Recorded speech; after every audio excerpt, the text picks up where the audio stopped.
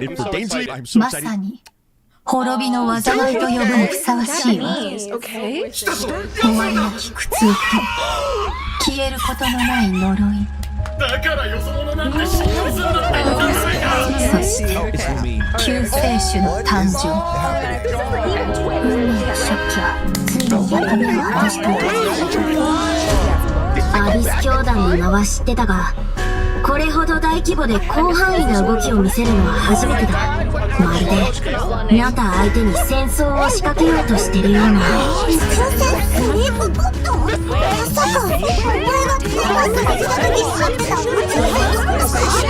この数ヶ月の間で42の星が消えた。何者かがずうずうしくもこの世界から吸い取っているのだ。災いはいつか必ず訪れる。みんなもそう言ってるわ。彼女の存在を無視し続けたら、いつか本当に彼女の声が聞こえなくなってしまうからね。すぐそこで許さない。お前の魂が欠けていて、傷口にはアビスに侵食された跡が並べる。アビスの力の使い方を学ぶつもりもないのなら、私が代わりに調べるしかない。目にキス。この手に星々を静かに眠る。はじめまして。私はダリア。セフィロス教会の女祭で風神バルバトスの伝道師です。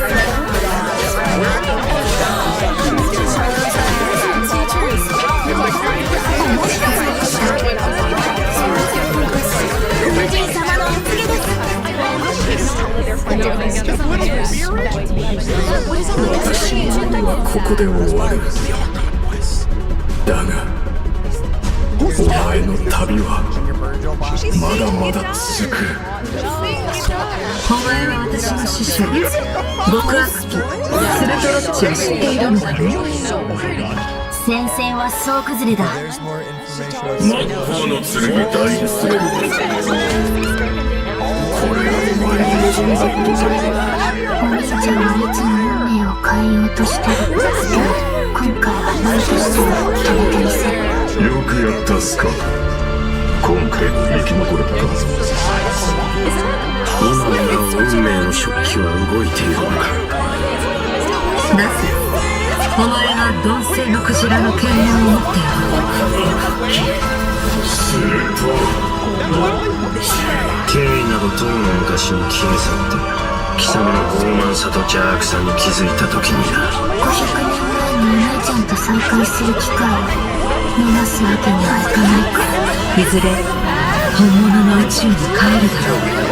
旅の終戦で2人の新たな始まりが待ってる。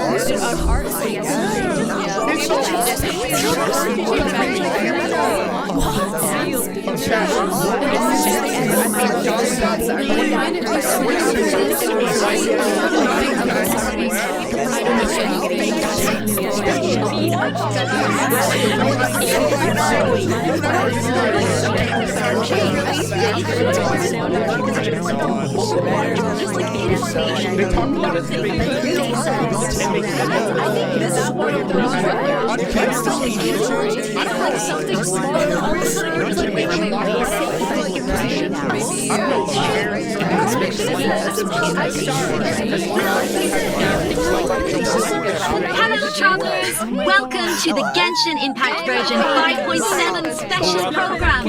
I am Aileen Mythen, the voice of Dahlia, and hosting with me today we have... Hey everyone, I'm Capitano, rhymes with Capitano, the voice of Child's Master, Skirk. And I'm Katiana Sarkissian, the voice of the Pyro Archon herself, Naulika. Yeah, well, after seeing seen that trailer, this version seems absolutely stacked. We're getting the next installment of the Twins quest in this version! And let's not forget, Skirk is finally here, you guys. I cannot wait to see how all these stories unfold. Left quite the impression, didn't it? I'm pretty sure that interaction left us all with far more questions than answers. Yeah, I mean, she did give us a few clues about herself, remember?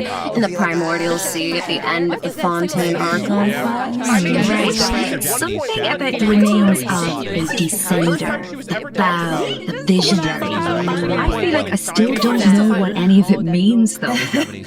I mean, that's fair. So far, all we know about her past is that she trained under the foul Certology. So, Certology isn't just some ordinary mentor, is it? Oh, definitely not. Dainsleif revealed that Certology is one of the 5 sinners of Conria, and someone who possesses all-encompassing power. Imagine training under someone like that. A walk in the park, let me tell you. Well, maybe that explains how aloof and different Skirk seems to be. Seriously, though, her demeanor is stone cold in a way that's almost otherworldly or something. Yeah, it's kind of cold as ice, right? Right? But I mean, the important thing is, this time, we should be able to get some answers. Right? Oh, I hope so. Yes, please. I am dying to learn more about her past. Okay, then be sure to check out her story quest where the Traveler and Skirk's paths will cross once again. Travelers will have the chance to uncover new clues about her past and the world of Tavad as a whole, so don't miss out. So Leela is where we run into Skirk this time. Wow. It's kind of weird seeing her out and about like this, isn't it? In such a normal location. Right? Wait, hold on a second. Is Skirk playing an instrument? I mean, in my mind, she's like this, ice queen, but here she actually looks emotional. I mean, there's almost a sadness there. Yeah. It seems like that instrument means a lot to her. Oh, you don't even know. It sure does. As for why she chooses to play it alone in a place like this, that's something travelers can uncover for themselves. What I can reveal is, after encountering a mysterious power in this quest, the traveler starts having strange nightmares, and it seems like Skirk is the only one who can help. Which means that the only way to resolve the situation is for the two to work together. Okay, Slay, so we're teaming up with Skirk, huh? Okay, but am I the only one who's a little intimidated? Intimidated by Skirk? She's only a mysterious sword master with insane fighting skills and an unbreakable stone-cold exterior. Seriously though, with their ability to wield various elements and their abyssal purification powers, I think the Traveler can hold their own. Yeah, it'll be fine. No problem.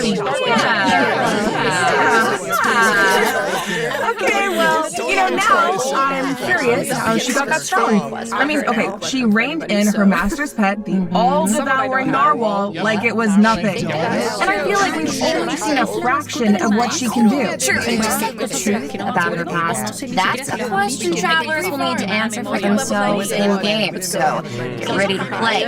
But considering Skirk and the Traveler will need to fight side by side, let's take a closer look at what she can do in the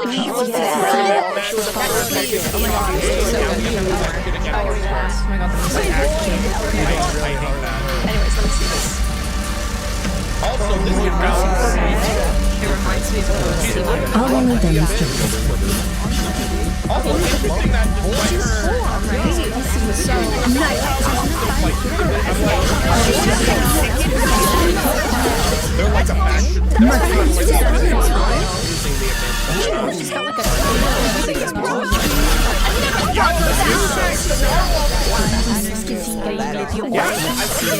As Child's master and someone capable of training in the abyss, Skirk's combat skills are truly something special. First, it's worth pointing out Skirk doesn't use a vision. Her powers come from the abyss, but in the interest of blending in, she camouflages it to appear cryo-like in nature.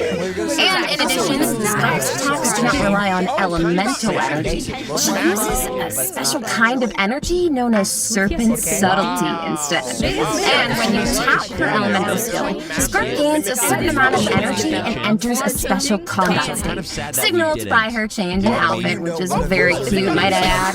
While in this state, Skirk's normal, charged, and plunging attacks deal cryo damage that can't be overridden. This state also increases her resistance to interruption and attack AoE.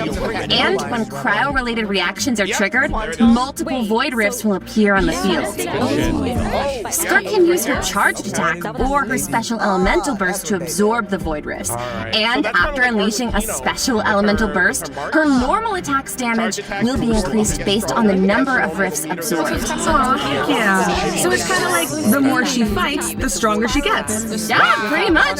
Plus, holding her elemental skill is another option. When there are void rifts on the field, holding her elemental skill will allow Skirk to absorb them, and gives her the ability to quickly maneuver around the battlefield. Once she has enough energy, she can unleash her elemental burst to deal consecutive slashes of AoE damage. I see. So she's a unit you can keep on the field for a long time, or take out when you need a sudden burst of damage. Pairing her with Hydro and Cryo characters also further enhances her abilities. And if your team is comprised entirely of Hydro and Cryo characters, your party member's elemental skill level will be increased by 1. Whoa, so she enhances her party members' skills too. Once a mentor, always a mentor, I guess. It sounds like Tartaglia had a great teacher. Oh, it sure did. And I love the look of her camouflaged abyssal powers. The special effects are incredible. And when she enters her special combat state, her outfit changes too. Hey, slay. It looks a little more suited for battle, don't you think? Oh, yeah. So it seems like travelers can approach combat in 2 ways then. You can use her special combat state to dish out damage with cryo-infused attacks and heighten this damage by absorbing void rifts with her special elemental burst. Or, after other Hydra and Cryo party members have generated void rifts, you can take to the field to quickly absorb them and build up energy to unleash powerful slashes with her normal elemental burst. Yeah, both seem really, really useful. And since Cryo and Hydra characters enhance Skirk's skills, there are tons of team comp possibilities here. Oh, definitely. Oh, hey, speaking of, what about Dahlia? He's a Hydro character, right? Sounds like he could be a good fit for Skirk. I think you're onto something here. We got to know him a bit during the Mondstadt interlude. He's so refined, but also kind of mischievous at the same time. One thing we haven't seen, though, is what he can do in combat. Want to give us a scoop, Aileen? You got it. You are in for a treat. Let's go.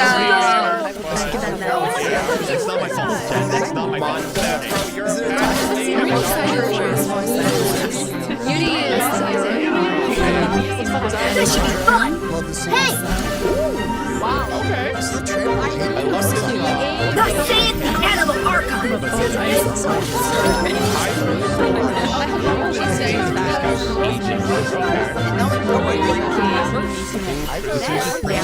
Okay, so Dahlia is a Hydro Sword user and support character who can use his elemental burst to provide a Hydro shield for his teammates. Oh, it's like the shield appears in response to his prayer. Yes, and for a certain period of time, after unleashing his elemental burst, Dahlia can gain stacks of benison by hitting enemies with normal attacks or triggering freeze reactions. So when his shield breaks, Dahlia can consume his stacks of benison to summon it again, allowing him to continuously protect his party members and to increase their resistance to interruption. And after unlocking a specific talent, Dahlia can also boost the attack speed of the on-field character, allowing them to dish out damage even faster. Oh, nice. So he can help us attack without interruption and increase our attack speed? Sounds like a huge help. And with his elemental skill, Dahlia summons Sacramental Shower and places it in a designated location. His summon has different effects depending on who comes into contact with it. So, for example, if it's an enemy, Sacramental Shower will explode, dealing AoE Hydro damage to surrounding enemies. But if a nearby party member comes into contact with it, Sacramental Shower will propel them high into the air, allowing them to evade enemy attacks while gaining an aerial advantage. Okay. So he's like really reliable in combat. Even though he seems kind of mischievous the rest of the time. No, really. Yes, he definitely does. He has his little mischievous thing going on. I still remember all his teasing towards Venti during the Mondstadt interview. But at the same time, he's also supposed to be the one who communicates with the will of Barbados, right? I'm not sure what to make of their dynamic. Well, I guess first and foremost, he's Venti's friend, right? Yeah. But even though he likes to tease, he's serious about his position as the herald of Barbados. Oh, one more thing about his abilities. When Dahlia is in your party, the movement speed of your party members is increased during the day. All the better to spread the word of Barbados. Praise Barbados, right? Is that how that works? Well, anyway, it's obvious he really cares about the people of Mondstadt. Yeah. Exactly, he definitely does. Besides, his mischievous nature keeps things a little bit interesting, don't you think? It's one of my favorite things about him. Aww. Well, now that we've introduced our 2 new characters for version 5.7, we should probably let travelers know when they can add them to their parties. Can do. Let's jump right into the event wishes. In the first half of version 5.7, we'll have event wishes for Skirk and Shenhua. Dahlia will also enjoy a drop rate boost on the first half. Plus, the new 5-star sword, Azure Light, will be featured on the weapon banner. Yes! And in the second half of version 5.7, we'll have returning event wishes for Malika and Emily. Pretty fire. Alright, that's it for the event wishes. Let's talk about the story content travelers can look forward to in the new version. Ooh, okay. This is the big one. Yeah. Okay, set the scene. During their travels, the traveler comes across evidence that seems to suggest their sibling was in Natland. Oh, wait up. I see danger. As we know, that means things are about to get complicated. Yeah, very true. I love Dean's from this image, it looks like the sky has been slashed in two, and there's some kind of rift that connects to the abyss. And the traveler and their sibling are in different spaces, but they can still sense each other's presence. Yes, I feel like the tension is palpable. Yeah, and that makes sense. I mean, there was definitely some tension when we saw our sibling during the bedtime story quest. We don't know what our sibling has been up to since then. Kari there did tell us the Loom of Fate has been completed.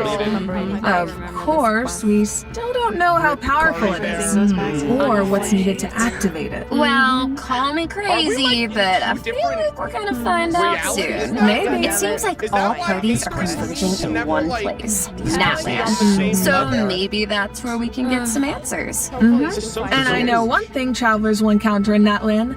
A young woman dressed in peculiar clothing, hiding out in a cave. It's not just her clothing that's special, though. Look at her eyes. Wait, is she? The plot, it thickens. Well, if the Abyss Order is out in full force in Natland, it must mean there's been a new development in our siblings' grand plan. Yup, and the Pyro Archon and our other friends from Natland are on high alert. But the people of Natland want a war against the Abyss itself. There's no universe where the Abyss Order gets to run wild in Natland unchecked. Well, if an altercation with the Abyss Order is in the cards, I know who's going to be on the front lines. Twilight Sword himself, of course. I mean, I can see it now. Dainsworth going all one-man army and rushing straight into action. We actually will get to see it this time because our friend Dainsworth is going to help us defeat their ranks in a manner we want. This is not a drill, everyone. We finally get to see him in action. Let's go!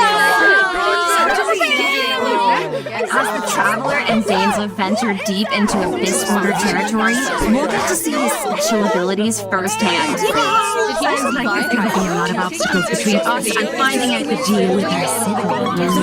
But we've faced the Abyss Order before. We can do this. I have no doubt travelers will come out on top. I guess, but the other question is, Can we stop whatever our sibling is planning? What are their true goals? What does their plan mean for Tibet? This quest might hold some very important answers. I am so excited. I feel like this could be the start of a whole new phase in the quest to find our siblings. Yes. Seems like it's not as simple as just finding them anymore. There's a lot more at stake. Oh, for sure. So this is definitely one to look forward to. All right. I think this is a good place to stop and take our first break. Yeah, I need a sec to digest all that information. Sounds good. Take a look at the second redemption code, travelers. We'll see you on the other side. See ya.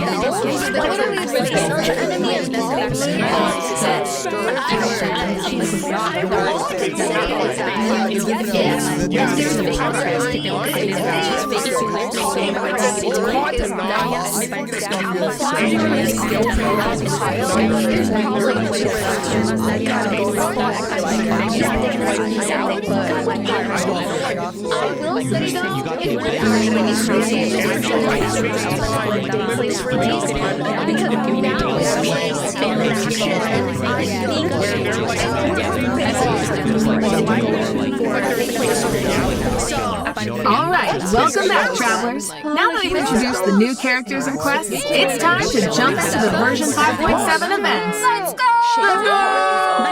First up on the docket is an event that takes us back to Sumeru, where the Academia has developed a simulated adventure game. Ooh. Travelers will need to select various companion pieces to form teams and enhance their skills as they face off against various opponents in a board game style environment. Yeah, it's kind of like a choose your own adventure.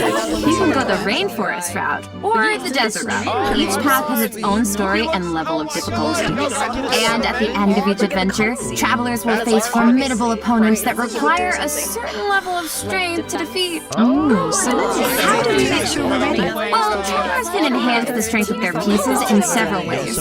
Besides enhancing the pieces themselves, travelers might notice that the pieces are divided into species. Go to battle with a lot of pieces of the same species, and you can trigger unique species features. The higher the feature level, the stronger your pieces become. Yeah, I'm thinking an all-Saurian team could be cool.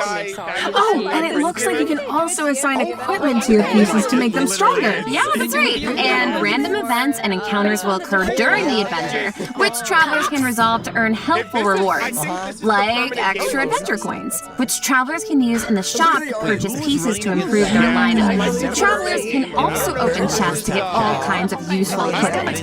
Plus, defeating formidable opponents along the route will allow you to unlock secret techniques that can help increase the strength of your entire team. Ooh.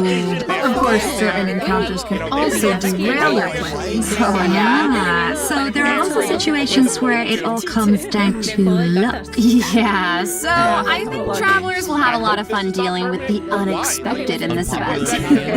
It's a real test of tactical thinking. Plus, there's more to this event than just the battle stages. Travelers can also participate in research stages that involve guiding Paimon to harvest fruit. Complete these stages to increase your speculation level and unlock additional buffs for your team. So we actually get to put Paimon to work.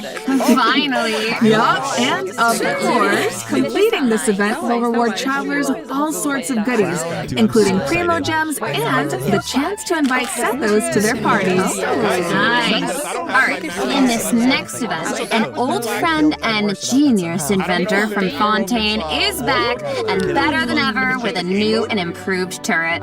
Let me guess, he needs us to clear out monsters in an abandoned ruin again? Yeah, that's right. But this time, travelers will face more formidable enemies than just slimes. Whoa, that Sawmatril can give shields to its allies. Yeah, but don't worry. With this new improved turret, we can use several new kinds of cannonballs to help clear out our opponents.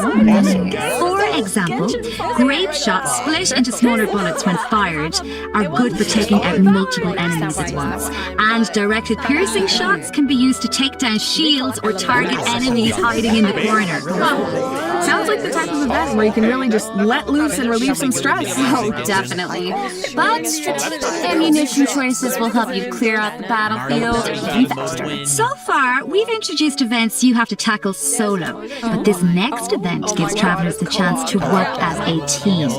In reminiscent Regiment Frenzy, travelers will get to team up with other players to tackle challenges made up of 3 stages, each with unique objectives. Ooh, it'll be cool seeing what characters everyone chooses. Could make for some interesting team co-ops. Well, there's a theme associated with each challenge, so your best bet is to choose a character whose skills are suited to the objective.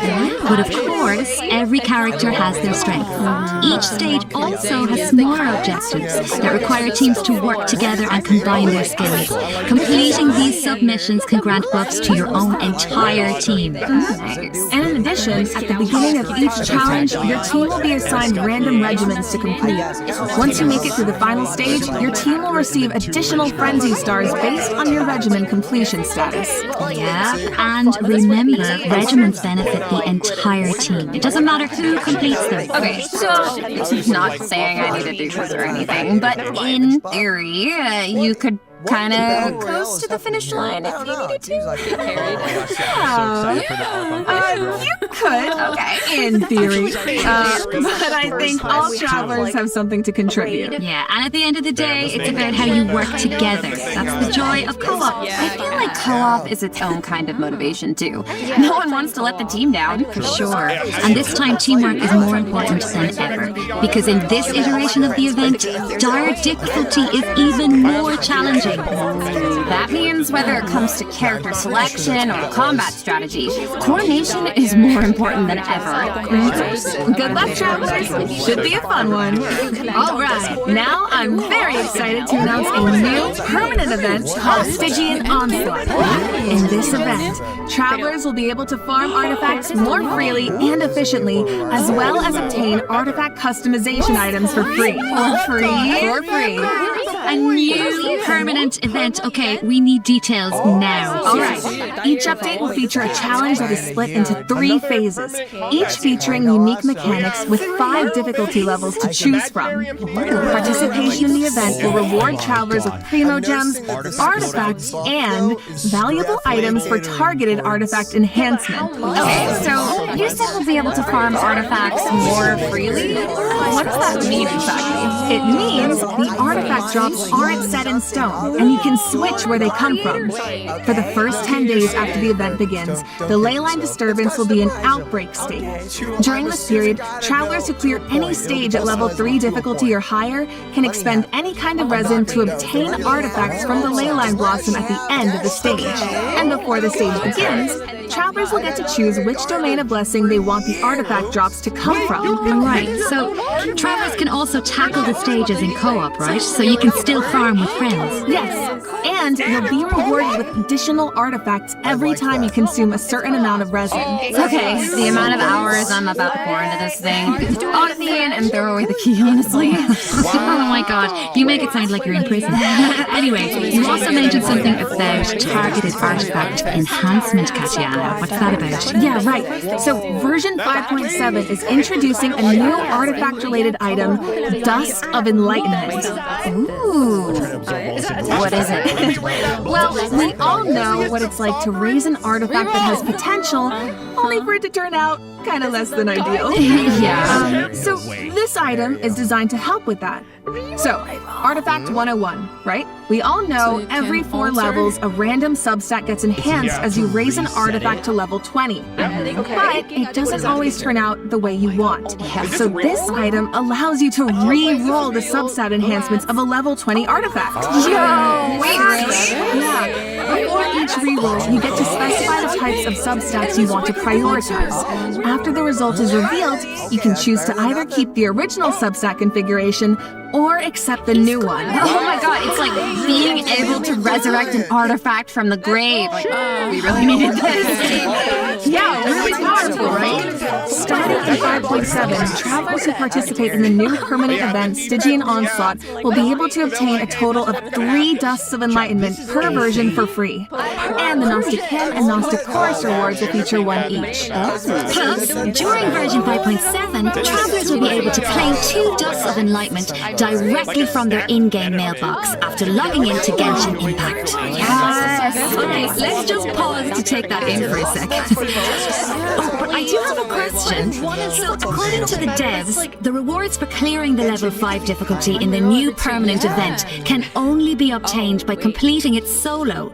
But what if that level of difficulty is a bit much for some people? Yeah, well, don't worry, I'll hard carry you. Whoa. Well, I will come in, and the strongest travelers in Teyvat will come in to help us out. Specifically, we're talking about travelers who have cleared an even higher level of difficulty. The characters used to complete those battles become exalted ones. Then, when attempting a level 1 through 5 difficulty challenge, other travelers can receive extra buffs by including exalted ones in their lineup. Cool. So travelers can help each other even outside of co-op. I like that, and I need that. Wait, hold on. You mentioned an even higher level of difficulty just now. I thought level 5 was the highest. Well, clearing level 5 solo unlocks a secret level of difficulty. Level 6. Dire difficulty. Oh, no. Once you reach level 6, it's dire streets. There are no companions to turn to for comfort. No promise of primo gems to drive you forward. What? Just formidable enemies and an unrelenting desire to prove yourself. Okay, that definitely sounds dire. So you're telling me travelers really don't get anything in return for accomplishing something like that? Well, we'll just have to wait and see now, won't we? What? I can't wait. Alright, that's it for Stygian Onslaught. Just a reminder, the outbreak period begins the second Wednesday after a version update, or 8 days into the new version. So don't forget to gather your friends and get farming when the time comes. Alright, time to lock in. Travelers might also be excited to hear that the next installment of the Traveler's Tales is coming in version 5.7. Okay, Slay. Last time was so much fun. We got to reunite with so many old friends and make a lot of new memories. Yeah. Why don't we take a look at some of the encounters in store for us this time around? Whoa, hang on a sec. So Tom's back in Mondstadt, and he's drinking with Kaya at the Angel's Share? I never thought about it before, but now that I see it, yeah, I feel like they totally make great drinking buddies. Looks like he's got quite the posse around him. Aw, it's so cute. I want to know what they're talking about. Oh, and it looks like Doris and Inazuma. Is she trying to sell something to Sayu? Of course. Oh no, someone save Sayu. She's too innocent for Dory schemes. Honestly, though, a crafty merchant like Dory could show up anywhere, and I wouldn't be surprised.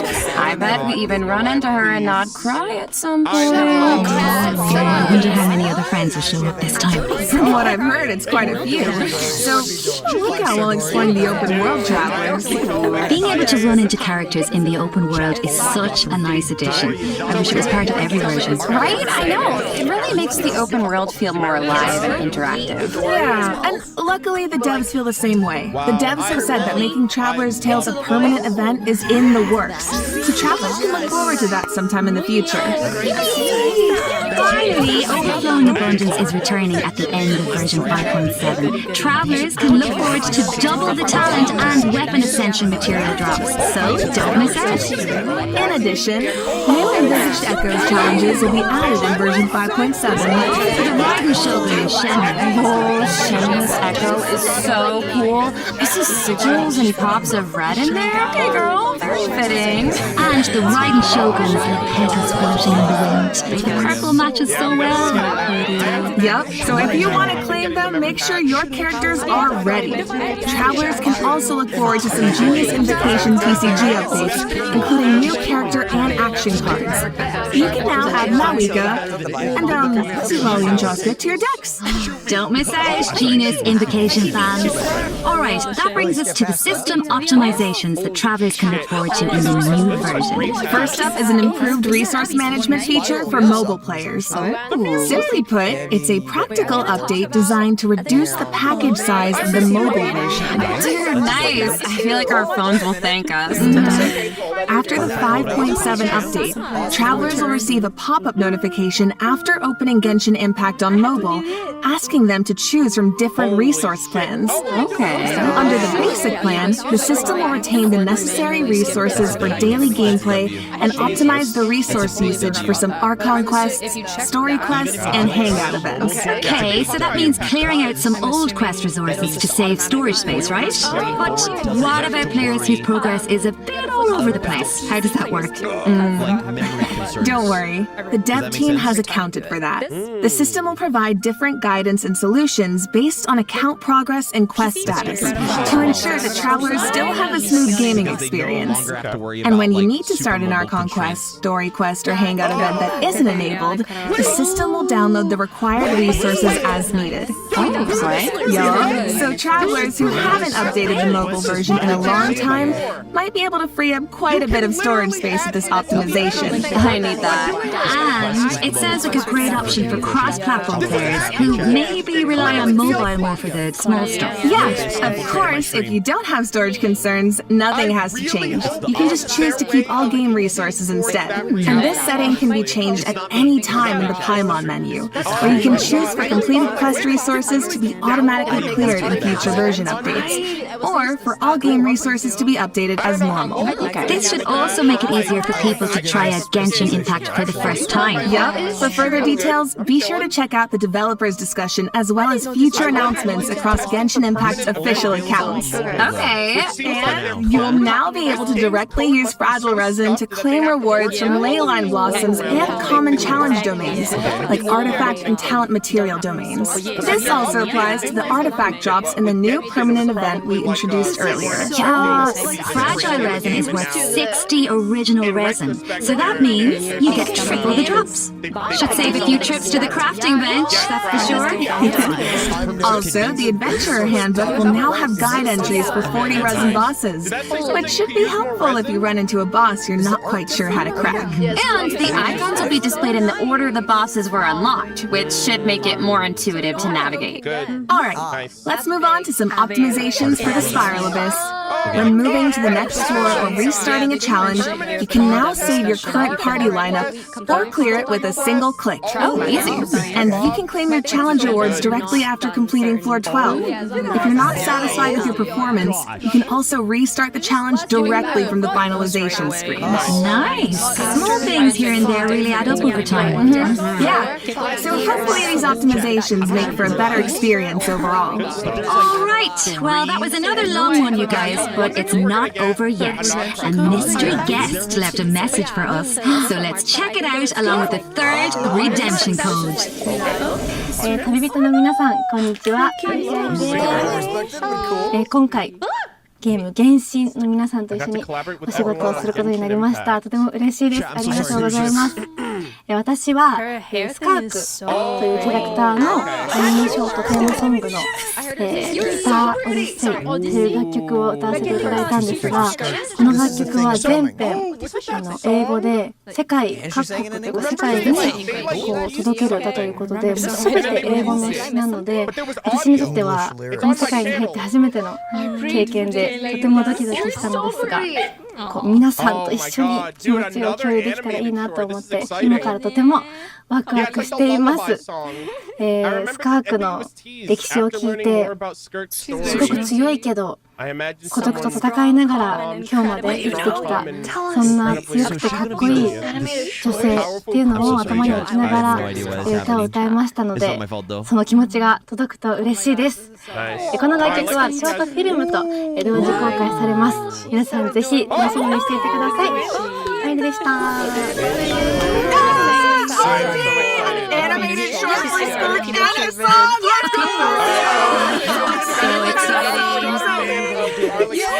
Well, you guys, that brings us to the end of of our announcements for this version. So was a woman. It certainly was. So, what are you all looking forward to the most? For me, I have to say, although it's a little biased, I am clearly excited for everybody to meet Dahlia. Yeah. But you know, I'm also really excited about the new permanent content like Stygian Onslaught. How about you guys? It's kind of hard to pick just one. I mean, I'm excited for my girl Mawika, Of course. TCG, but like, I'm also really excited to see Nabila, my fave, in the Traveler's Tale. Well, I'm really excited for I might be a little biased as well. I'm really excited for Skirk. I'm also so excited for Dahlia, and like we've been getting so long for these characters, and also Danesley. We're so excited, and that animated short. Oh my gosh! And also, of course, the lore girlies. We are eating so well this patch. I'm so excited for that twins quest. Yes, I feel like it's clear from the last few patches that the story has really been amping up lately, and this version seems to be no exception. Yeah, right? I mean, pretty soon we'll be in our 5th year of adventuring, if you can believe it. Feels like it was just yesterday. It's crazy.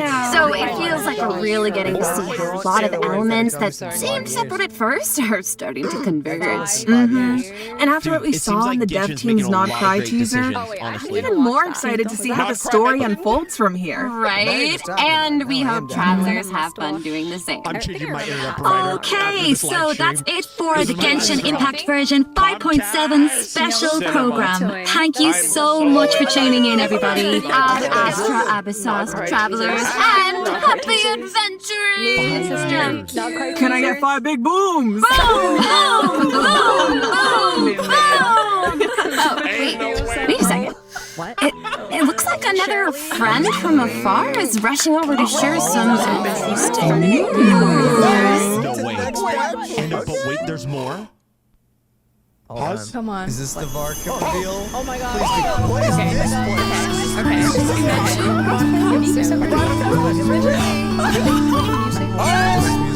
Nod Cry, an ever-changing landscape of ruin, a marvel corroded by time. In the forest, where the nights were once undisturbed save for a few rays of moonlight, the wild hunt's shadow grows. It looks like something. There are those who bear the name of Frostmoon, living where the silver light shines. Others carry the torch, fending off the darkness and cold with their blades. I hear that the stolen Fae still yearn for the frosts of old. While the Fatui looked at the stars above, trying in vain to seize the false firmament. Then there are the nights, draped in the west wind, nearing the end of a long and arduous mission. My friends, of course, shan't be outdone. They will no doubt bring magical charm to this edge of the world. And just as the stone craves the sculptor's hand, so does fate await your gaze. Pour me another cup of tea, if you'd be so kind. The story is about to begin.